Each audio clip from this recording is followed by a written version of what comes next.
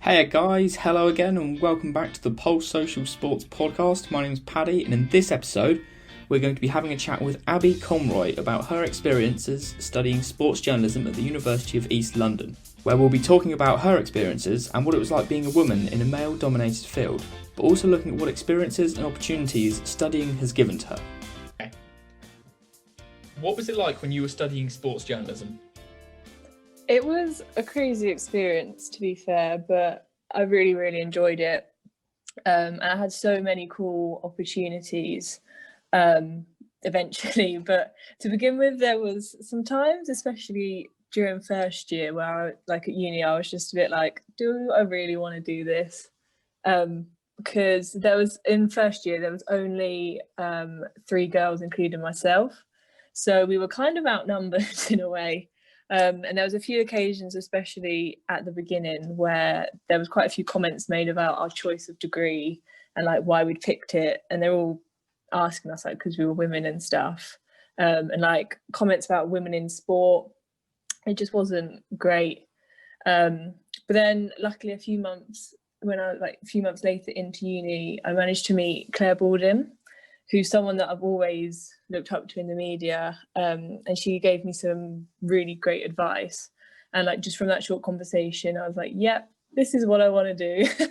But aside from like all the negative stuff at the start, being in London and like having so much sport constantly going on and taking place was really great. And this really helped being able to go watch and cover sport that I hadn't really watched or knew about before. So like I got to go see ice hockey, which I'd never watched before, and now like I'm really into it. And also while studying, I had the chance to be involved with some great work experience opportunities. So I got to go to places like Lords, the BBC, we went to the Telegraph, and even eventually I got to go and cover a Formula E race as a journalist. And I don't know why, but I found a lot of people, when you tell them you're studying sports journalism, they're like, wow, it's like, have you interviewed Harry Kane yet? Or like Gareth Southgate, like all these famous people. And it was like, it wasn't actually, it's like not that easy to get access and like just go interview whoever you want or like go cover all the big games. But studying it at uni, there's all the university teams, like all the matches every Wednesday. So you can kind of like, by following all the teams, you can create some really good original content and like play around and experiment with like what you're good with, like filming, editing, podcasts, like everything. So that was quite a lot of fun. And it just like helps you know what you want to do, really. There are less women in journalism, and especially sports journalism. Is there any reason that you think this is because of? I'm not really sure. Like, I don't think it's down like to one particular reason, but I think one of the main reasons kind of comes down to like representation and like outdated stereotypes in some cases. So like, I remember when I was growing up, and I watched a lot of motorsport, and there wasn't really that, like you didn't see that many women covering it or like reporting on it. Like the only person that I remember like growing up that I saw was like Susie Perry, and that's like someone that you still see covering it and stuff. But so it always felt like something that I might not be able to do, because seeing so many men, and it was so stereotypical, like kind of seen as just a job all the men did. I think it kind of can put you off a bit. Like I know at times I was a bit like like I don't want to be the only woman doing this sort of thing, but like as I was so passionate about it, it kind of just motivated me further to want to get into it. But I think it's also like, if you look at other industries, so like in science and technology and stuff, that's also like stereotypically a male field. So I think it's just like how people perceive it kind of puts them off sometimes. But it's definitely starting to get better. And I think people are becoming more aware of the lack of diversity that there has been and that kind of there still is. But like I said, I think there is more than that reason, but that's kind of the reason I've heard from other people that I know in journalism, and sort of the one that kind of affected me when I was deciding like what to study and what I wanted to get into. No, definitely. So obviously during your university reporting career and kind of writing for the university paper, you covered matches on Durham, Millwall and Charlton, with the focus being on Tottenham ladies, and obviously all of these are the women's football teams. Why did you focus so much on women's football and reporting it?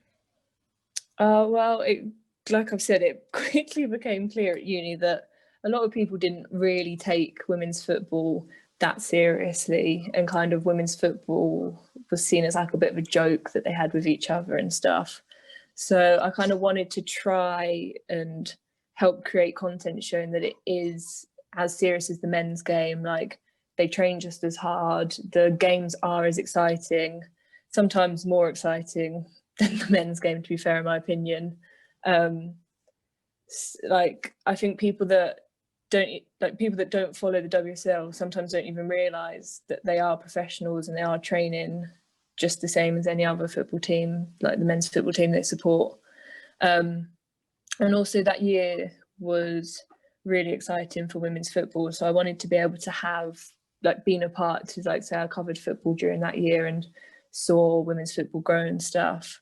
So when I was approached with the opportunity to be a media intern at Tottenham Ladies, I was like, yes, this is great, like I really want to be a part of this. And then also some advice I was given when I first started studying was to try and cover the sports no one else was covering, to try and stand out a bit. And I know that a lot of people were covering women's football, but like in my class, like at uni, being surrounded by not many people that were covering it, I thought that it would help me to stand out a little when it came to like experiences I had at jobs and stuff. With the success of the 2019 England's women's football campaign, do you think that women's football will continue to grow from the grassroots level all the way up to the professional side that the high performance clubs have? Yeah, definitely. I think that I hope it does as well, because 2019 World Cup, it did great things for women's football, in my opinion. And I think it definitely inspired more young girls and just women in general to get into football. I don't really know too much about grassroots football in the UK, but at the professional level, it really boosted it massively. Like at the last year's women's football weekend, when Spurs and Arsenal women were playing at the new Tottenham Stadium, they got over like 38,000 supporters, which is unreal. And obviously this year kind of stopped the growth because like fans haven't been able to get to matches and stuff. But I think when things get back to a bit more normal and fans can return to games, I think the momentum will continue, and that you see more growth as the years go on. Definitely. And just one more to add on to the end. I was in a webinar with Faye Caruthers from TalkSport, and she made a point that said it should be about the best people for the job. Gender shouldn't matter. Do you think that's definitely the case in journalism now? I think that to a certain extent that you have to be the right person for the job, but I do think that it is so important to have a balance between men and women, and like diversity in general. So different races, different cultures, different sexualities, everyone brings their own knowledge, their own experiences. And I think in journalism, when it comes to telling stories and telling all the news, it's important that you tell everyone's story. So yes, you do have to be the best person for the job, but I think it's important to get a range of people's experiences and talent to get the best content. So I definitely think representation and diversity within journalists and people creating content is key going into the future. Definitely, perfect. Thanks so much for taking time to speak to us today, and best of luck in everything that you go for. Thank you, no worries. It was good to talk to you. That's all we have time for today, and obviously I'd like to thank Abbey for taking her time to come and speak to us, and as ever, please do follow if you're interested in more content.